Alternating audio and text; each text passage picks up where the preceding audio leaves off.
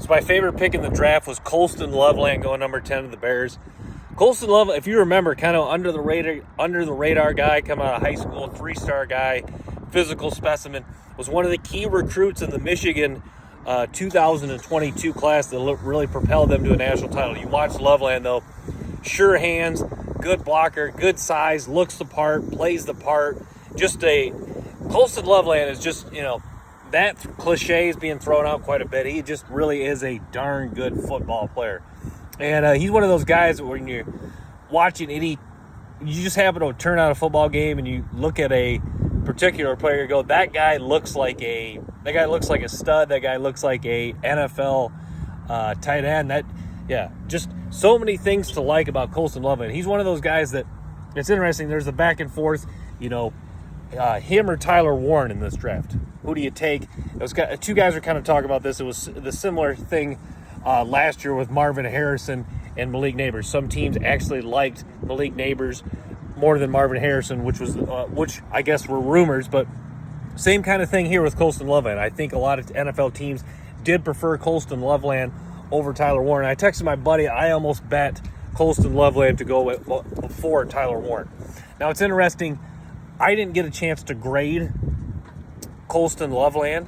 I just kind of went off of what I saw of him at Michigan. But what's interesting with Tyler Warren it would have been interesting to see if I had a higher grade. I think I can see, I guess kind of just continuing with the comparison, debating between him and Tyler Warren, I can see the argument I can see why people ranked Warren ahead, because I think if you go look at all the traits and you rank based on kind of what I do, go about all the traits and you give a number based on all the traits, all things considered, I think it is plausible that you would put Tyler Warren ahead of Colston Loveland. But Colston Loveland, there's just something about, I guess why I like Colston Loveland so much and why I think it was such a great pick, I guess putting aside the debate between him and Warren, is you look at Colston Loveland, it's like I guess where I'm going with this is he's not going to bust.